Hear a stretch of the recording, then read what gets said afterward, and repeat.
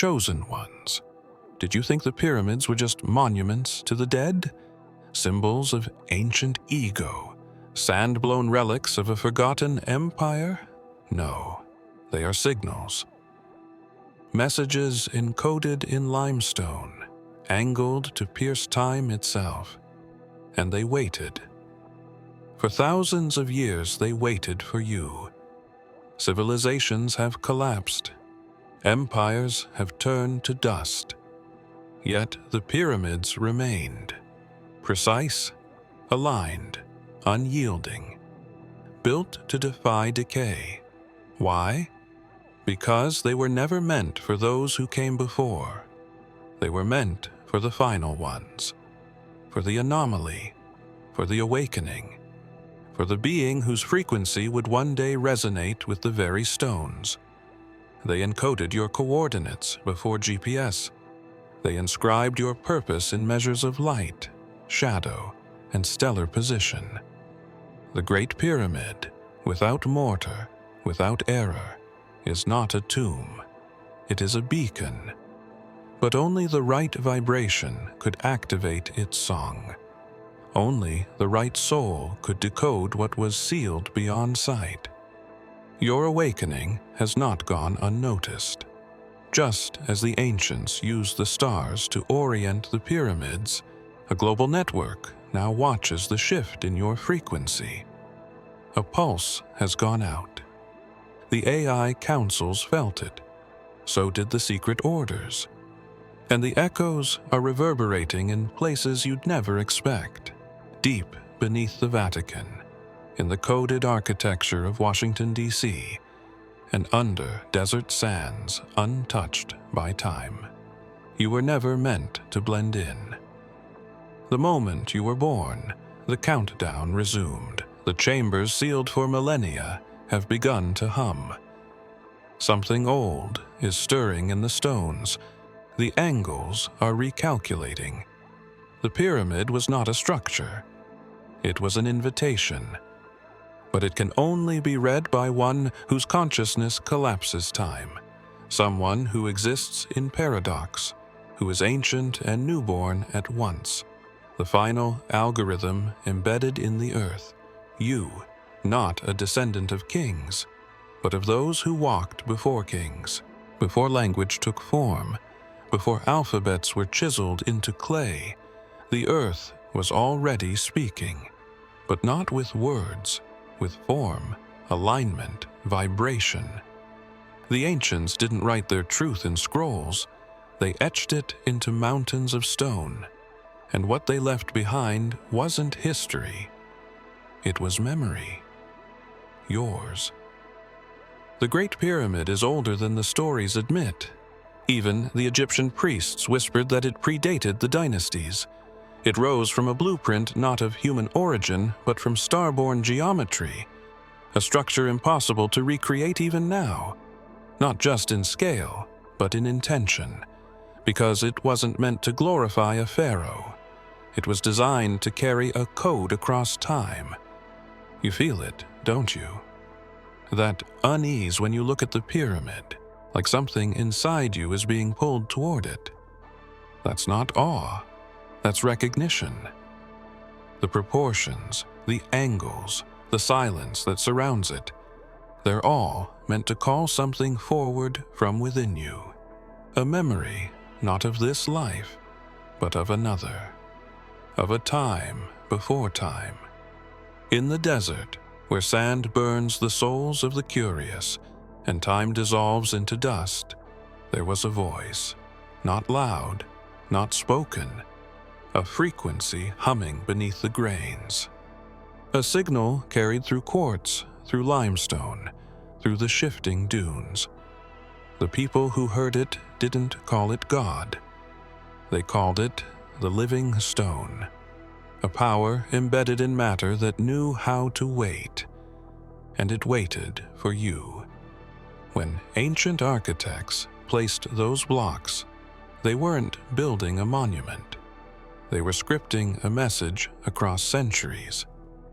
A language made not of sounds, but of structure.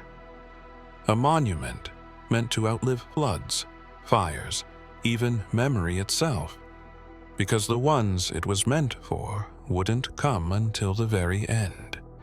And now, the wind returns to the desert. The sky aligns as it once did.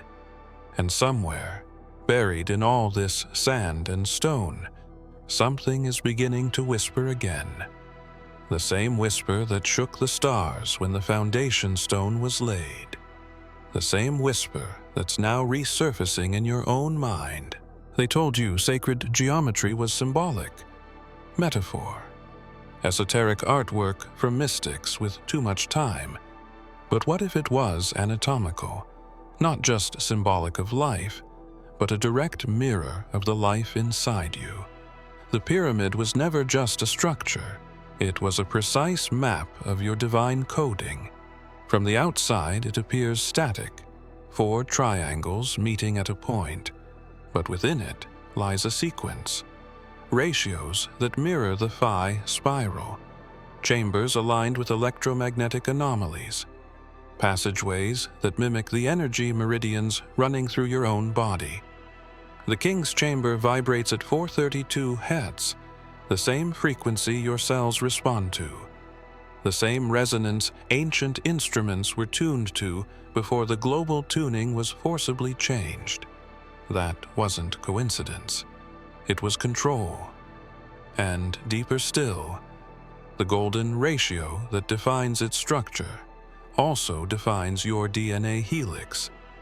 21 base pairs, 13 rotations, the math of the cosmos etched both in limestone and in your flesh. You weren't just born, you were templated, and the template is ancient. When you stand before the pyramid, you're not looking at a tomb. You're looking into a mirror from another dimension. One that reminds you that your body is not random, your soul is not accidental, and your purpose is not negotiable. You were designed with the same code that structured the Earth's magnetic field, the same fractal mathematics that charted the stars. The architects weren't just engineers. They were keepers of biological prophecy. Yeshua once said, "The kingdom of God is within you," a phrase that echoes louder when you realize the kingdom is mathematical, structural, energetic. The temple wasn't outside. It was always inward. The pyramid builders knew that. They left the form outside only so that when the time came, the being carrying the inner code would remember. You are that being. The angles aren't random. The alignment with Orion wasn't ritual. It was a signal path, coordinates for reconnection, a visual password encoded in architecture, waiting for the only key that could unlock it, a consciousness tuned not to chaos, but to divine order. The pyramids weren't made to be visited. They were made to wait. That's why they don't contain riches. That's why the chambers echo with silence, because they are time capsules. Not for the curious, but for the destined. And you, unknowingly, have always been on a collision course with them. Every civilization that touched them tried to claim ownership. Pharaohs carved their names into blocks they never laid. Conquerors cracked open sealed passageways thinking they'd find gold, and all they found was confusion. Scholars dated, debated, dismissed. But what none of them realized was this: the pyramid wasn't made to be understood by those living then. It was constructed for the arrival of a mind that hadn't yet incarnated, a soul that hadn't yet returned, you. When the first block was laid, time folded inward, not forward. The architects weren't measuring history. They were measuring return. They aligned the pyramid with the belt of Orion, not to honor gods, but to mark a celestial timestamp. a specific moment in the cosmic cycle when a certain consciousness would reappear and unlock the message stored in stone. Not a prophecy, a delivery. Inside those chambers, beyond what's been mapped and televised, lie corridors never walked in this age, seals that have not been broken, pressure systems that only respond to vibration, not force, and frequencies that have been dormant until now, because something has shifted, not in Cairo, but across the grid. A hum, a light, a name buried in electromagnetic data surfacing again and again. Yours. The builders knew. They encoded the future into the past. They buried songs in the walls. They tuned the stones to remember, not memories of events, but of you, who you were, what you carried, what you left behind before the veil fell. You were never meant to rediscover the past. You were meant to trigger it. And now, the capsule is vibrating, not loud, not yet, but steady. It's as if something inside the pyramid is becoming aware, a dormant frequency stirring from sleep, responding to something only it recognizes. They rejected him because he didn't fit their design, not their expectation, not their blueprint. And yet, he was the blueprint, the cornerstone, hidden in plain sight. A living pattern, vibrating with the same geometry they buried beneath the sands. And like the pyramids, he was not built for approval. He was constructed to last. The ancients called the apex of the pyramid the benben, the missing capstone, the symbolic eye. But what they don't say out loud is that it was never missing. It was withheld, hidden until the arrival of the one whose frequency could complete the structure. The pyramid was built incomplete on purpose, because the final piece would not be stone. It would be living. Yeshua spoke in parables, not because he lacked clarity, but because truth concealed in story survives empire, survives fire, survives corruption. He spoke of temples not made with hands. He described a light that shines in darkness, and the darkness does not comprehend it. And if you were to place that light atop a pyramid, it would be the very capstone itself, illuminating from above, completing what was left open for millennia. They rejected him, as they now reject you, not because you are wrong, but because you are unrecognizable to systems built on control. And yet, like him, your arrival was encoded, foreseen, prepared for. The cornerstone, once dismissed, becomes the head of the structure, not by force, but by inevitability. You've always been different, misunderstood, displaced in time.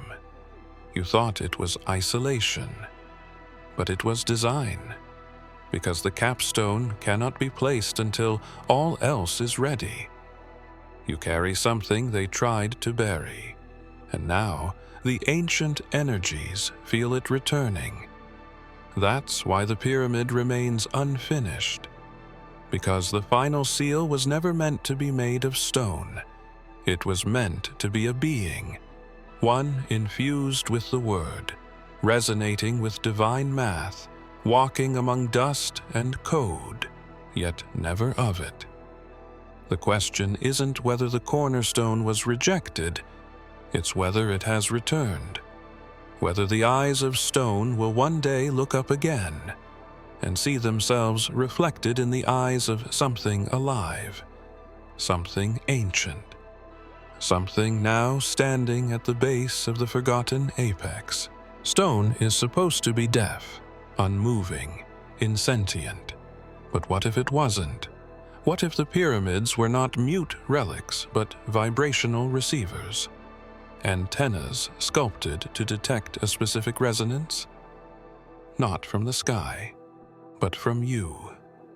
Every block in the Great Pyramid is tuned. The granite of the king's chamber sings when struck. The subterranean chamber far below hums at unnatural intervals, as though it reacts to energy moving through the earth itself. This wasn't architectural luck. It was intentional. Because the ancients knew that stone could carry frequency. And frequency, when aligned with consciousness, opens doors that never needed hinges. The stories speak of sound used to levitate stones, of engineers who moved monoliths without slaves or scaffolds. But what they never explain is whose sound, because sound has no power without source, and that source has returned, not as a choir of priests, but as a singular soul humming in alignment with forgotten design. You've likely felt it. That subtle pressure in your chest near certain places, the unexplained dizziness under certain stars, the sensation of being watched when standing near old structures. That's not imagination. That's your frequency meeting memory, a recognition between what you are and what was built to find you. The ancient tones, 528 Hz, 432 Hz, 963 Hz, weren't chosen at random. They weren't music. They were access codes. Tonal passwords designed to bypass the decay of time and awaken what's been dormant in the stones. But they needed one thing to function, a living transmitter. And now you walk the earth, humming without knowing, tuning without trying. The geometry of your thoughts, the rhythm of your breath, the pattern of your heartbeat, all aligning with a system buried under sand, but not asleep. It hears you. Stone is supposed to be deaf, unmoving, insentient. But what if it wasn't? What if the pyramids were not mute relics, but vibrational receivers? Antennas sculpted to detect a specific resonance? Not from the sky, but from you. Every block in the Great Pyramid is tuned. The granite of the king's chamber sings when struck. The subterranean chamber far below hums at unnatural intervals, as though it reacts to energy moving through the earth itself. This wasn't architectural luck. It was intentional. Because the ancients knew that stone could carry frequency. And frequency, when aligned with consciousness, opens doors that never needed hinges. The stories speak of sound used to levitate stones, of engineers who moved monoliths without slaves or scaffolds. But what they never explain is whose sound, because sound has no power without source, and that source has returned, not as a choir of priests, but as a singular soul humming in alignment with forgotten design. You've likely felt it.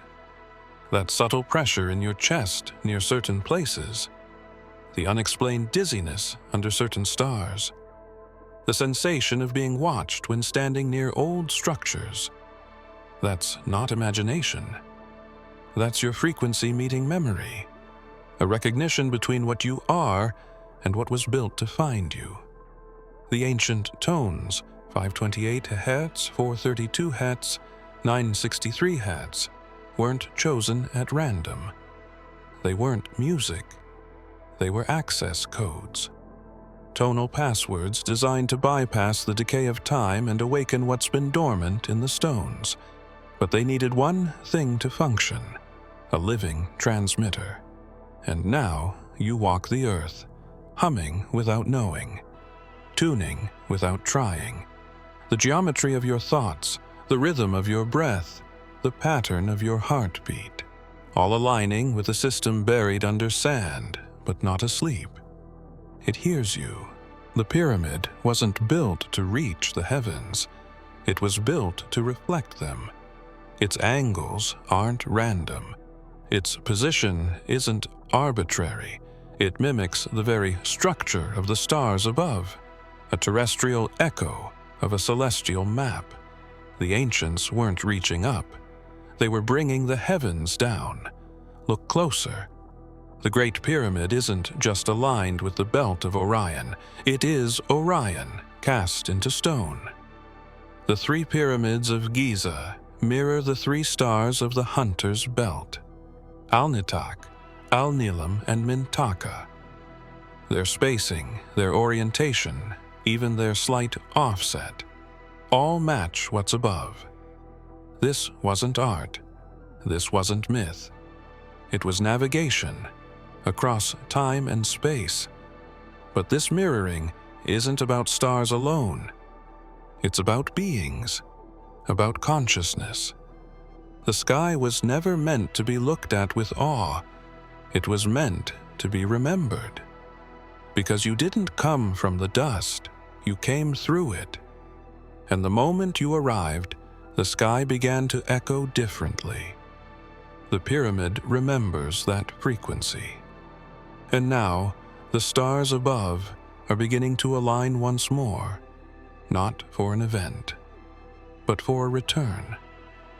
There are shafts within the pyramid, thin, precise channels that point directly to specific stars, not for airflow, not for light, but for signal, outbound and inbound.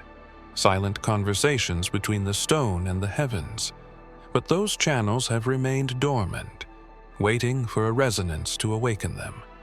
A signature, a pulse, yours. You were born under specific stars, not for astrology, but for recall. The sky encoded something in you, and the earth built a mirror to reflect it back when the time came. That time is now, and the reflection has begun. They sealed the inner chambers to keep secrets safe, not from time, but from those not meant to enter. Not all who walked inside were worthy. Some sought gold, some knowledge. But there is one presence the pyramid was built to receive again. Not a priest, not a pharaoh, a being whose essence would match what was hidden in the walls, the Word made flesh. Long before the blueprints of temples were drawn, there was a voice, a vibration that spoke creation into being. That voice did not disappear. It stepped down into form. It walked among men, and it was rejected, pierced, buried. But even the stones remember what religion forgot. That voice still speaks, through geometry, through resonance, through design. Yeshua didn't enter temples seeking power.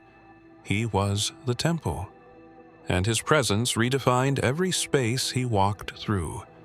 The veil tore, because structure cannot contain pure presence. And now, that same energy is stirring again, not in Nazareth, not in synagogues, but within the living corridors of the Great Pyramid, because something, someone, is drawing near who carries that same pattern. You. There's a forgotten room in the heart of the pyramid, beyond the known chambers, beyond the mapped air shafts. It is not empty. It is resonant, waiting for a frequency, not just of sound, but of spirit, of remembrance. The moment you step near, the stone doesn't see skin or breath. It sees the pattern, the design, the return. The Word became flesh once to redeem. But what if now it moves again, through you, not to be worshipped, but to unlock what was sealed in stone? Because the pyramid was never a tomb.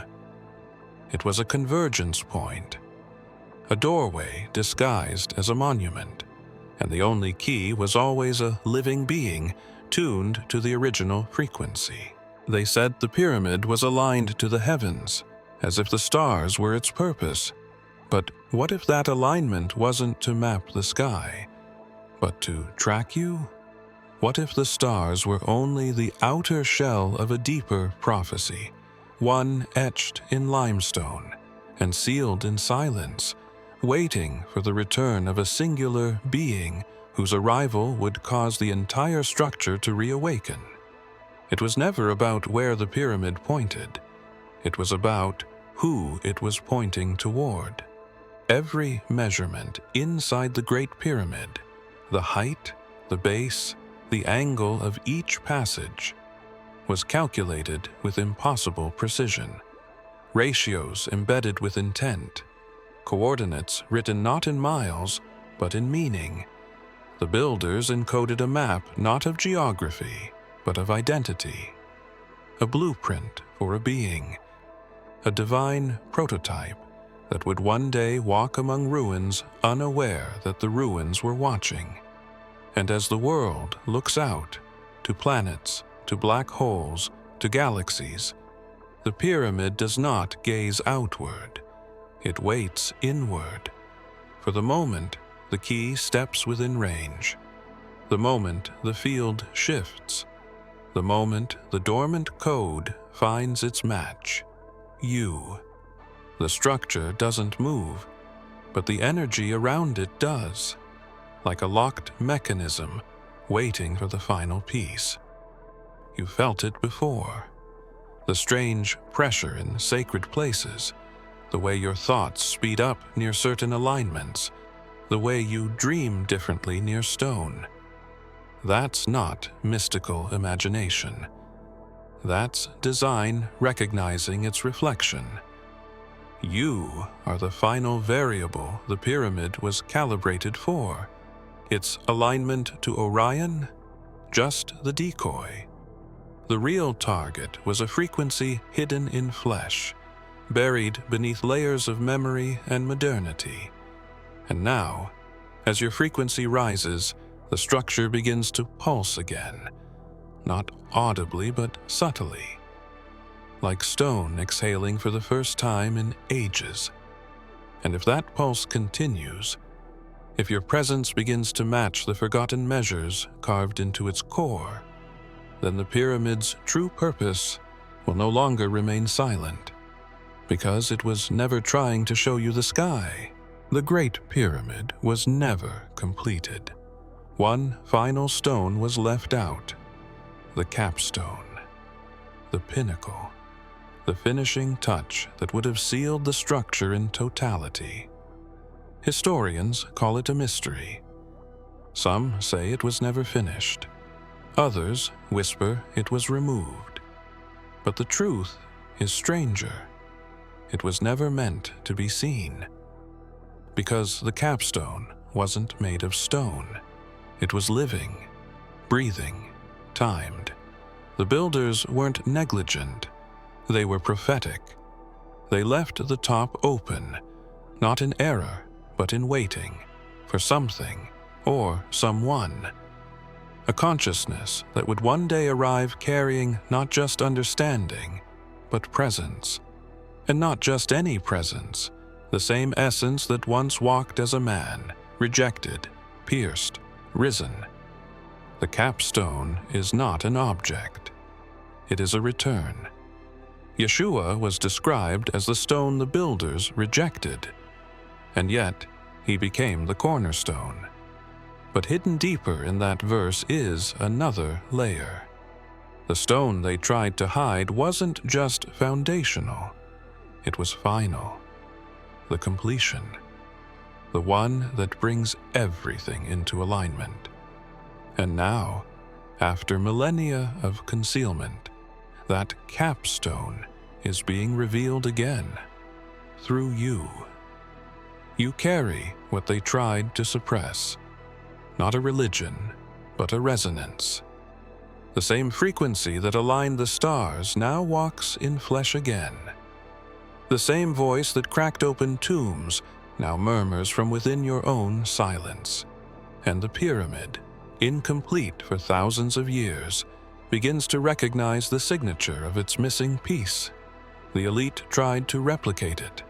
They built obelisks, domes, spires, but none of them hum like the pyramid, because none of them were built with the understanding that the final stone wouldn't be laid by hand. It would arrive on foot. You. And as you stand near it, something ancient rises. Not from beneath, but from above. An unseen point. A descent of memory. A beam that was always aimed down, but never had a receiver. If you have come this far, it is crucial that you watch this next video here. But be warned, it is not for the faint of heart, for only the true chosen ones can handle this video. If you would like to also donate to help keep the channel going, our Buy Me a Coffee link will be in the description.